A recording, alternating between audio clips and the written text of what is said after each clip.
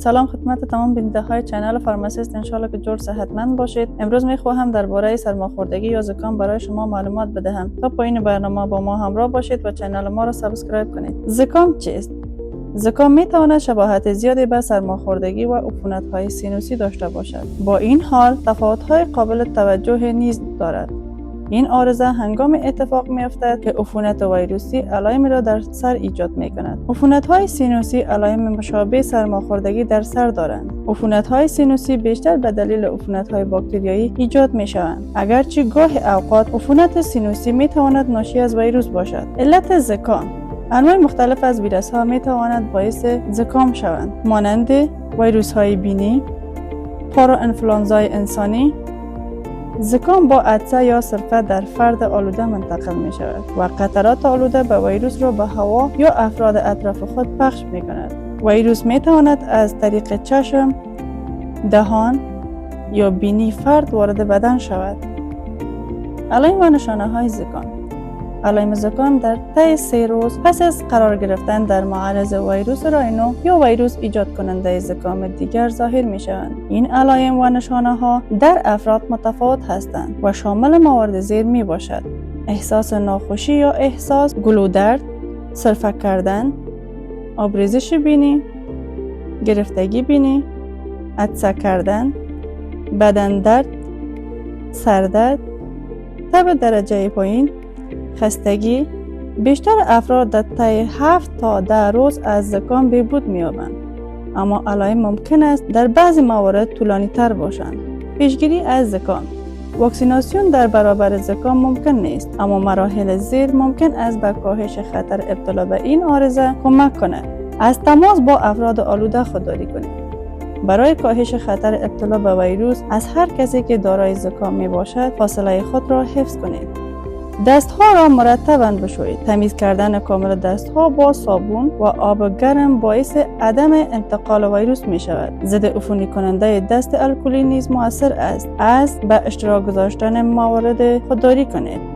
برای جلوگیری از قرار گرفتن در معرض میکروب های سرد، سعی کنید پنجاق ها یا ظروف را با دیگران به اشتراک نگذارید. هنگام بیماری، اعضای خانواده از مواد ضد عفونی کننده استفاده کنید. میزهای آشپزخانه و لوازم حمام باید در هنگام بیماری یکی از اعضای خانواده با مواد ضد عفونی کننده تمیز شوند. همچنین تمیز کردن اسباب بازی های کودکان به طور منظم مهم است. در دستمال ها عطسه یا سرفه کنید. استفاده از دستمال از انتشار میکروب ها در هوا جلوگیری می کند. دستمال کاغذی های استفاده شده را بلافاصله دور بریزید و همیشه پس از عطسه و سرفه دستها را بشویید. خوردن یک رژیم غذایی متعادل، انجام فعالیت بدنی منظم، کاهش استرس و خواب کافی می تواند به سیستم ایمنی بدن در مقابله با یک بیماری کمک کند. اقدامات بهداشتی را به کودکان بیاموزید. از کودکان بخواهید در یک دستمال یا آرنج خود عطسه کنند. بنابراین بدون استفاده از دست خود دهان خود را نیز بپوشانند. کودکان را تشویق کنید که به طور منظم کاملا دستهای خود را بشویند. درمان زکام: زکام را درمان نمی شود، زیرا آنتیبیوتیک ها باکتریاها را از بین می برند، نه ویروس هایی که باعث این عارضه می شوند. علائم می باید طی چند روز بهبود یابند. تا آن زمان در اینجا چند کار وجود دارند که می توانید برای راحتی بیشتر خود انجام دهید. استراحت کنید. می توانید استراحت کنید تا به بدن خود فرصت دهید تا بهبود یابد. مایعات زیاد ترجیحاً آب آشامیدنی یا آب میوه بنوشید. از نوشیدنی های کافئین داری مانند نوشابه و قهوه دور شوید. آنها حتی بیشتر فرد را به آب می کنند. همچنین تا زمان بهبودی از مصرف الکل خودداری کنید. گلودرد خود را تسکین دهید. با مخلوط از 1/2 قاشق چایخوری نمک و 8 اونس آب چند بار در روز غرغره کنید. چای یا نوشیدنی گرمی بخورید یا از اسپری گلودرد استفاده کنید. گرفتگی مجرای بینی را باز کنید.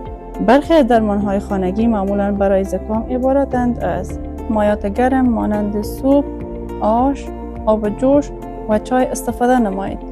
غرغره آب نمک: برای تسکین گلودردی فرد می تواند آب و نمک را مخلوط کرده روزانه 2 بار غرغره نماید. غرغره می تواند التهاب یا باکتریایی که داخل گلو می باشد ضعیف نموده و باعث از بین بردن ویروس می شود و تا شفایاب شدن آن را مکرراً انجام دهید.